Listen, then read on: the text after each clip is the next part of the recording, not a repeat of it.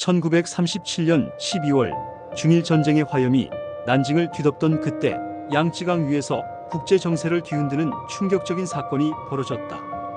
일본 해군 항공기가 미 해군의 정찰함인 파나이호를 폭격하고 침몰시킨 것이다. 파나이호 사건으로 불리는 이 사건은 단순한 오폭으로 보이기엔 너무도 정교했고 국제법상 중립국 함선을 겨냥한 이 공격은 명백한 도발이었다. 그러나 그에 대한 미국과 국제사회의 대응은 놀라우리만큼 조용했다. 이 사건은 2차 세계대전 전강기, 그 중에서도 전체주의 국가들의 팽창에 대해 서방이 어떤 태도로 일관하고 있었는지를 보여주는 결정적인 시험지였다. 당시 미 해군 소속의 파나이호는 난징에 주재하던 미국 외교관들과 민간인을 보호하고 대피시키기 위한 정찰 임무를 수행 중이었다. 일본군은 난징 전투 중이었고 양쯔강 일대는 불안정한 전장으로 변해 있었다.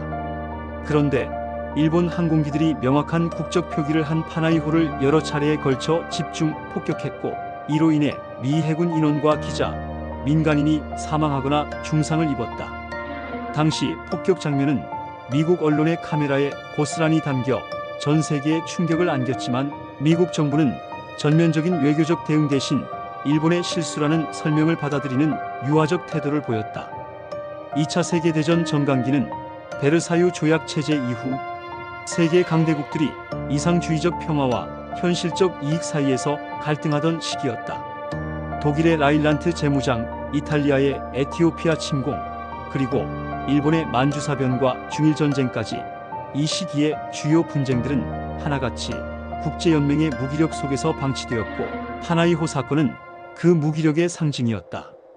이 사건은 결과적으로 일본이 미국을 상대로 얼마나 대담해졌는지를 보여주는 계기였으며 동시에 서방 세계가 전체주의 팽창을 사실상 방조하고 있었음을 드러내는 역사적 사례로 남게 된다. 이제 우리는 파나이호 사건이 왜 단순한 외교적 마찰이 아니라 다가올 전쟁의 전조로 기능했는지를 살펴보려 한다. 이 사건은 전강기 세계 질서의 구조적 모순과 그 허점을 집요하게 파고든 일본 제국주의의 전략을 생생히 보여주는 중요한 단서다. 침묵과 유화 속에서 전쟁은 조용히 그러나 뚜렷하게 가까워지고 있었다. 파나이호 사건, 전강기의 균열을 드러낸 외교적 경락.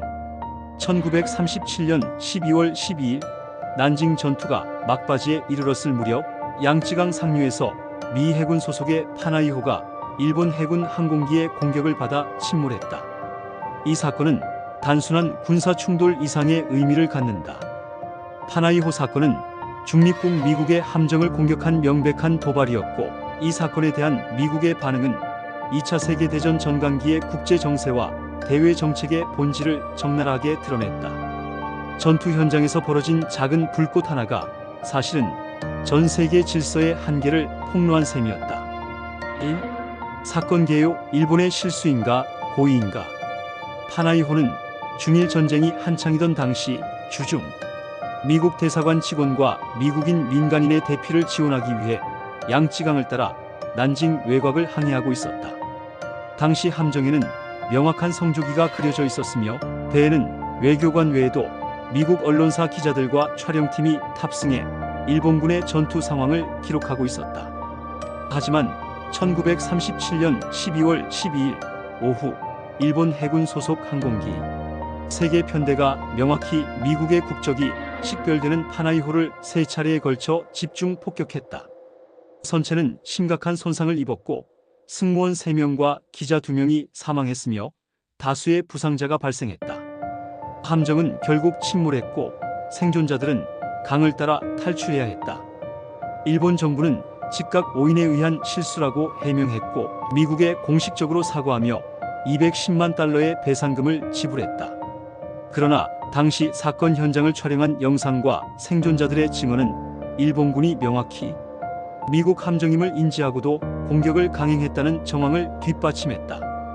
이 같은 모순은 미국 내에서 일본의 의도를 둘러싼 격렬한 논쟁을 야기했고 결국 전략적 시험이라는 해석이 우세하게 자리잡게 된다.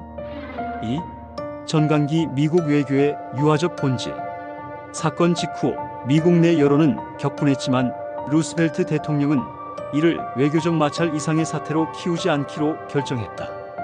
당시 미국은 고립주의적 기조가 강했으며 유럽과 아시아에서 벌어지는 분쟁에 깊숙이 개입하는 것을 회피하고 있었다. 의회는 강력한 군사적 대응보다는 외교적 해명을 수용하는 길을 택했고, 루스벨트 대통령은 일본의 공식 사과와 배상으로 사건을 일단락시켰다. 이러한 결정은 당시 미국의 외교 노선과 밀접하게 맞닿아 있었다. 제1차 세계대전의 후유증 속에서 미국은 국제 분쟁에 휘말리는 것을 극도로 경계하고 있었고, 유럽 열강과 마찬가지로 아시아 문제를 자국 안보와 분리된 지역적 사안으로 인식하는 경향이 강했다. 하지만 파나이호 사건은 이 같은 유화 정책의 위험성을 드러냈다. 일본은 무력 도발에 대한 실질적인 대응이 없자 미국과의 긴장 수준을 점차 높여가게 된다. 3. 사건 이후 일본의 반응과 전략적 계산.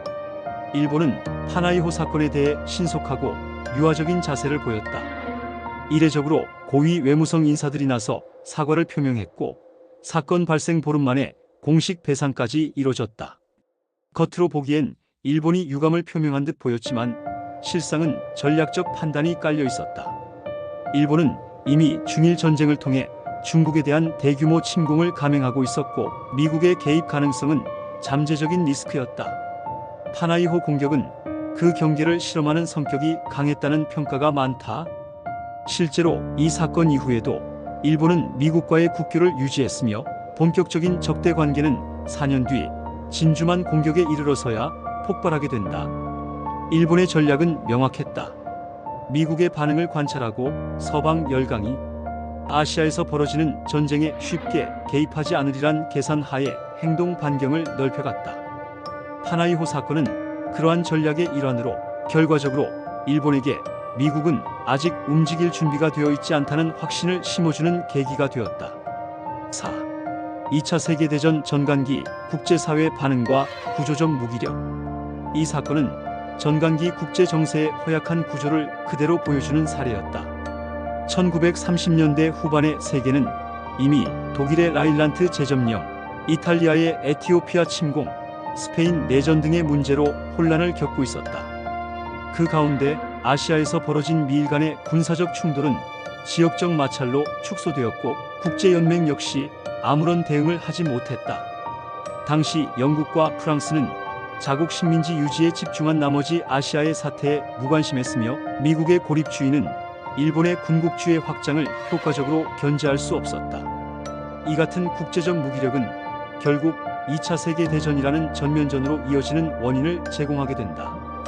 파나이호 사건은 단순한 우발적 사고가 아니었다. 그것은 국제법을 명백히 위반한 중립국 함선에 대한 공격이었고, 이를 방관한 국제사회의 반응은 곧 전체주의 국가들에게 지금은 행동하기에 안전한 시기라는 인식을 심어주는 도화선이 되었다. 5. 언론의 역할과 미국 내 여론.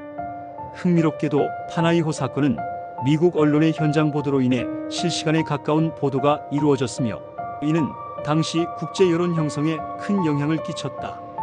특히 폭격 장면을 담은 영상은 뉴스릴을 통해 미국 전역에 상영되며 국민들의 충격과 분노를 자아냈다. 미국의 대중 여론은 일본에 대한 강경 대응을 요구했지만, 정부는 군사 충돌을 피하고 외교로 사건을 마무리하려는 기조를 고수했다. 이러한 괴리는 1930년대 미국 정치와 외교의 한계를 드러낸다. 언론은 이미 전쟁이 다가오고 있다는 메시지를 전달하고 있었지만, 정치권은 아직도 전간기의 평화주의 이상에 매달리고 있었다. 이로 인해 미국은 1941년 진주만 피격 이전까지 일본의 위협을 체계적으로 대응하지 못했고, 결과적으로 아시아 태평양 지역에서 전략적 주도권을 상실하게 된다. 파나이호 사건은 단일 사건 그 자체로 끝난 것이 아니다.